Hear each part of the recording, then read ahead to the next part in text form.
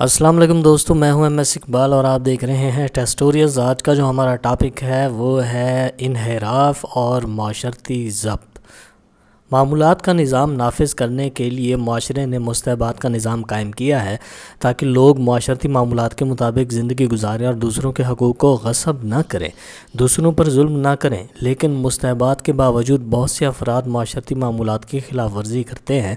मामूलात की इस खिलाफ वर्जी को माशरती इन्हिराफ कहते हैं और मामूलात के मुताबिक माशरती ज़िंदगी गुजारना माशरती ज़ब्त कहलाता है।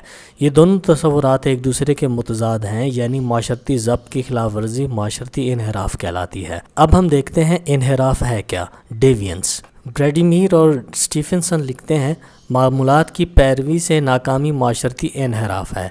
हार्टन एंड हर्ट के मुताबिक फ़र्द का ऐसा किरदार जो किसी गिरोह या माशरे के मामूलात की खिलाफ वर्जी हो माशरती इन्हिराफ कहलाता है। मेशाउंस कहता है, सकाफ़ती मामूलात की वाज़ेह खिलाफ वर्जी इन्हिराफ कहलाती है। Recognise violation of cultural norms is called डेविएंस। माशरा ख़ास ज़ाब्ते के मुताबिक अपनी माशरती ज़िंदगी गुजारता है और लोग उस ज़ाब्ते के पाबंद हैं। अगर उस ज़ाब्ते की खिलाफ वर्जी करें तो उसे इन्हिराफ यानी डेविएंस कहते हैं। ये ज़ाब्ता होता क्या है? माशरती मामूलात यानी रस्म व रिवाज, अकायद, जज्बात, अक़दार और कवानीन पर मुश्तमिल एक निज़ाम है जो माशरे के लोगों पर बराबर दबाव डालता है कि वो उसकी पाबंदी करें और अपनी माशरती ज़िंदगी में उसकी खिलाफ वर्जी ना करें। जो लोग इस ज़ाब्ते की खिलाफ वर्जी करते हैं वो माशरे के ज़ाब्ते से इन्हिराफ करते हैं, वो माशरे के मुजरिम हैं, माशरे के बागी हैं और माशरे के नज़्म व ज़ब्त को तबाह करने वाले हैं। ऐसे लोगों को माशरा इज़्ज़त की निगाह से नहीं देखता बल्कि उन पर तनकीद करता है और मुख्तलिफ़ सज़ाएं उन पर आयद करता है। ये लोग माशरे के कज रो या बेराह रो यानी कि डेविएंट कहलाते हैं। आहिस्ता आहिस्ता ये लोग माशरे के बड़े मुजरिम बन जाते हैं। इस तरह इन्हिराफ माशरे का संगीन मसला बन जाता है। इस इन्हिराफ में ज़्यादातर नौजवान तबका शामिल है। उभरती हुई उम्र के लड़के शामिल हैं जो मुख्तलिफ़ शरारतें करते हैं, हंसी मजाक उड़ाते हैं, दूसरे लोगों को तंग करते हैं। ऐसे नौजवानों को हम इमरानियात की ज़बान में बेराह रो कहते हैं, जो अपनी उम्र में आने वाले हिस्से में किसी वक्त भी बड़े से बड़े मुजरिम बन सकते हैं। इन्हिराफ बतौर एक माशरती मसला, डेविएंस एज अ सोशल प्रॉब्लम। जब हम माशरती मामूलात के रस्म व रिवाज, रसूमात, अक़दार व अकायद का एहतराम ना करें तो हमने इन्हिराफ किया है, यानी माशरती ज़िंदगी के ज़ाब्ते से हटकर अपना नया रास्ता अख्तियार किया जिसकी माशरा इजाज़त नहीं देता। जिन कामों को माशरे ने करने से रोका है वो माशरती इन्हिराफ में शामिल हैं। अमूमन ये देखा गया है कि हमारे नौजवानों की एक बड़ी तादाद माशरती इन्हिराफ का इर्तिकाब करती है, जिनमें बैंक डकैती, खौफ हिरास पैदा करना, लूट मार, कत्ल व गारत, अगवा बराए तावान जैसी वारदातें शामिल हैं, जिनसे माशरे में बेचैनी और बदनज़मी पैदा होती है और माशरती निज़ाम बुरे तरीके से मुतासर होता है। बस इन्हिराफ पाकिस्तानी माशरे का एक संगीन मसला है। अब हम देखते हैं माशरती इन्हिराफ की वजूहात। Causes of social डेविएंस। कानून से इन्हिराफ की चंद इमरानी वजूहात हस्ब ज़ैल हैं। नाक़िस तरबियत। ख़ानदान में फ़र्द की तरबियत नाक़िस होती है या ख़ानदान के कई या चंद अफराद भी कानूनी इन्हिराफ करते रहते हैं और उनको देख कर बाकी अफराद भी इन्हिराफ का रास्ता अख्तियार करते हैं। वालिदैन की अदम मौजूदगी। वालिदैन में से दोनों या एक सोतेला हो या वो दोनों या उनमें से एक फ़ौत हो चुका हो तब भी ये खला पैदा होता है जिसकी वजह से बच्चे पिदराना शफ़क़त व मोहब्बत से महरूम रहते हैं, जिससे उनमें बेइत्मीनानी व बेचैनी पैदा होती है जो इन्हिराफ की वजह बनती है। नामुकम्मल बुनियादी ज़रूरियात। माशरती ज़िंदगी की बुनियादी हाजात जिनमें रिहाइश, कपड़ा, जूता, खुराक, बिस्तर, तालीम व तरबियत का निज़ाम, बीमारी में इलाज की सहूलत वगैरह मुहैया ना हो तो बच्चे सख्त परेशान हो जाते हैं और परेशानी के आलम में कई बच्चे घर से बाहर रहते हैं, देर गए रात तक घर से बाहर रहते हैं। ये आदत उनमें खिलाफ मामूलात हरकत पैदा करती है। मोहल्ले की खिलाफ मामूल हरकत में शिरकत। जब घर में वालिदैन की शफ़क़त ना हो और बुनियादी हाजात भी पूरी ना हो तो बच्चे घर से निकलकर ऐसे अफराद की मजलिस में शिरकत करते हैं जो खिलाफ मामूल हरकत में लगे होते हैं। ऐसे लोग जुआरी, शराबी, ताश व शतरंज के खिलाड़ी होते हैं। सिनेमा में अक्सर उनके औकात गुजरते हैं। ये लोग ऐसे बच्चों को अपने इर्द गिर्द जमा कर लेते हैं और उनकी तरबियत भी उसी तरह करते हैं जिस तरह वो खुद होते हैं। मजहबी व अखलाकी अक़दार की गिरावट। जदीद सनती, तालीमी व हरफी तरक्की ने मजहबी व अखलाकी अक़दार को न सिर्फ बदल डाला बल्कि उनकी धज्जियाँ बखेर दीं और नौजवान नस्ल ने रिवायती अक़दार का कमा कर दिया है और वो अपने मकसद के हसूल के लिए किसी भी किस्म का इन्हिराफ करने से गुरेज नहीं करते। बेपनाह दौलत की ख्वाहिश।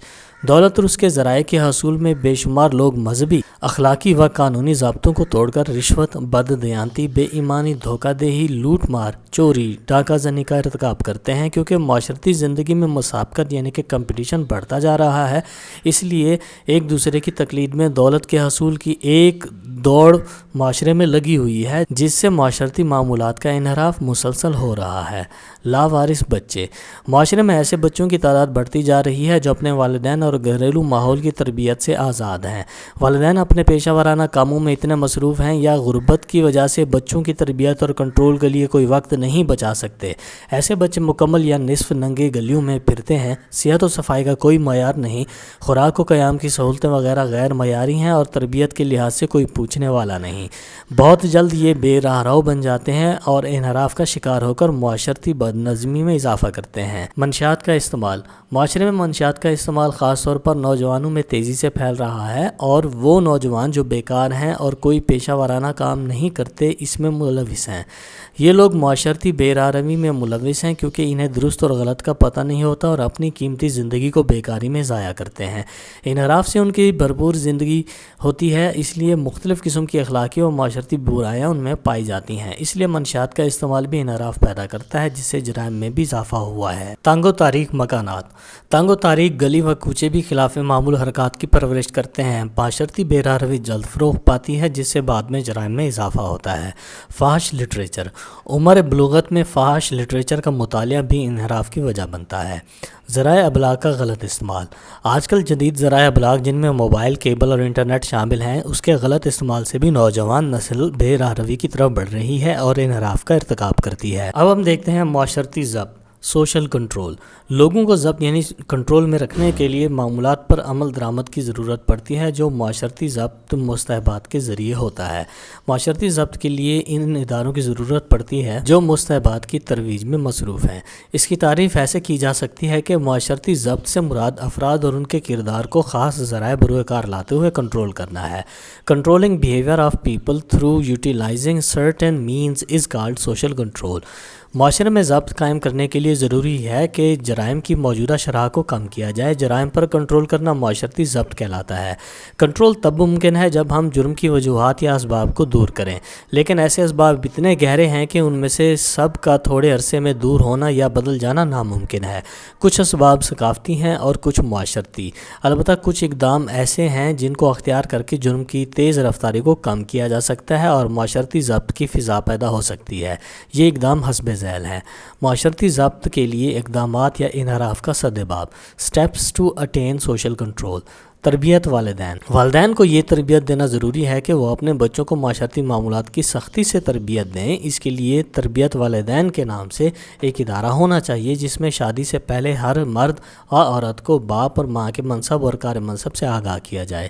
یتیم خانوں اور لاوارث بچوں کی دیکھ بھال، یتیم خانوں اور لاوارث بچوں کی دیکھ بھال کے اداروں میں اضافہ ہونا چاہیے اور جو موجود ہیں ان کے معیار کو بلند کرنا چاہیے۔ جو بچے سوتیلے والدین کی وجہ سے یا عدم تسکین حاجات کی وجہ سے گھر سے نکل جائیں، ان کو ایسے اداروں میں داخل کر کے فنی کاموں کی تربیت دی جائے۔ گمشدہ بچوں کی حفاظت، معاشرتی بہبود کے تحت گمشدہ بچوں کی حفاظت اور دیکھ بھال کے ادارے ہر بڑے شہر میں ہونے چاہیے، جن میں اغوا شدہ بچوں کی بازیابی بھی شامل ہے۔ والدین کو ایسے بچے واپس بھیجے جاتے ہیں، جیسے محکمہ سوشل ویلفیئر کا ادارہ نگہبان وغیرہ۔ بھکاری اور بیکار لوگوں کی تربیت، جو لوگ بھیک مانگنے کے عادی ہیں یا معاشرے میں بیکار پھرتے ہیں، ان کے لیے ایسے ادارے کھولنے چاہیے جہاں ان کو دریاں بننا، کرسیاں بنانا، میزیں بنانا، چارپائیاں بنانا، باندھ بٹنا اور لوہے کے فنی کام سکھانے چاہیے۔ ان کو دارالمساکین کہا جاتا ہے۔ اب حال ہی میں ایک ادارہ تحفظ و بہبود اطفال یعنی کہ child protection and welfare bureau کے نام سے بنا ہے، جس کا کام پیشہ ور بھکاری بچوں کی درستگی اور بحالی ہے۔ کھلے مکانات، آئندہ شہری آباد کاری میں کھلے مکانات اور کھلی گلیوں کے اصول نافذ کرنے چاہیے تاکہ عوام کو اچھی سہولتوں کے ساتھ ساتھ تفریح کے مواقع میسر ہوں اور وہ انحراف جیسی صورت صورتحال سے دور رہیں۔ رفتار پر کنٹرول اور تربیت۔ تمام مشینی گاڑیوں کی رفتار پر ضبط ہونا چاہیے اور تمام بھاری و تیز رفتار گاڑیوں کے ڈرائیوروں کو ان معاشرتی معاملات کی تربیت دی جائے جو ٹریفک میں استعمال ہوتے ہیں، اور معاشرتی زندگی کے وہ معاملات سکھائے جائیں جن کا تعلق سڑک کے قریب کی آبادیوں اور دکانوں سے ہے۔ خواندگی کے مراکز۔ جگہ جگہ معاشرے میں خواندگی کے مراکز قائم کرنے چاہیے جن کے ذریعے ناخواندگی دور ہو سکتی ہے، تاکہ لوگوں میں معاشرتی معاملات کی اہمیت اور قانون کا ڈر پیدا ہو۔ تعلیم کا معیار بلند کیا جائے۔ جگہ جگہ تعلیمی ادارے کھولے جائیں جن سے دیہی و بلدیاتی ہر علاقے میں تعلیم کا معیار بڑھ جائے گا۔ اس سے خانگی فسادات کم ہونے کا امکان ہے اور واقعہ کے انجام کو جاننے کی صلاحیت لوگوں میں پیدا ہو جائے گی۔ اصلاح اسیران۔ جو لوگ جرم کرنے کے بعد جیلوں میں سزا بھگت رہے ہیں ان کی اصلاح بھی ضروری ہے۔ جو لوگ پہلی بار جرم کر چکے ہیں، چاہے ان کا جرم سنگین ہے یا نہیں، وہ اپنی سزا کا 1/3 حصہ جب جیل میں گزار لیتے ہیں تو اصلاح اسیران کے قانون کے تحت جیل سے رہا کیا جاتا ہے اور ایسی جگہ ملازم کرا دیا جاتا ہے جو ان کے ذوق کے مطابق ہے۔ حاصل ہونے والی آمدنی اسے دی جاتی ہے، وہ آزاد شہری کی طرح رہتا ہے۔ اس کی نگرانی اصلاح اسیران کا ایک افسر کرتا ہے۔ اسی طرح پچھلے مجرموں کی اصلاح ہو جاتی ہے اور جیل میں نئے آنے والے مجرموں کے لیے ماحول بہتر ہو جاتا ہے۔ مذہبی تعلیم اور عقائد پر عمل نہ ہونے کی وجہ سے اخلاقی اقدار میں گراوٹ پیدا ہوتی ہے، جس سے معاشرتی ضبط کمزور پڑتا ہے۔ اس لیے تمام مذہبی اداروں کو مضبوط بنیادوں پر قائم کر کے قرآن کریم کی تعلیم ہر فرد کے لیے لازمی قرار دی جائے۔ نماز، روزہ اور زکوٰۃ کو دستور کے ذریعے عمل میں لانا چاہیے۔ اسی طرح مذہبی اقدار و عقائد کا تحفظ ہوگا اور ان پر عمل سے معاشرتی اقدار کا احترام بلند ہوگا۔ نتیجہ یہ نکلے گا کہ انحراف سے گریز اور ضبط مضبوط ہوگا۔ ذرائع ابلاغ کا مثبت استعمال۔ جدید ذرائع ابلاغ کے مثبت استعمال کی اہمیت کو اجاگر کیا جائے اور غیر اخلاقی چینلز و ویب سائٹس پر پابندی لگائی جائے تاکہ لوگوں کو اس کے غلط استعمال کے مواقع ہی میسر نہ ہوں۔ تو دوستو، یہ تھا ہمارا آج کا لیکچر جس میں ہم نے معاشرتی انحراف اور معاشرتی ضبط کے بارے میں پڑھا۔ اگر آپ کو ہمارا یہ لیکچر پسند آیا، اس کو لائک کیجئے، کمنٹ کیجئے، شیئر کیجئے اور ہمارے چینل کو سبسکرائب کیجئے۔ Thank you very much.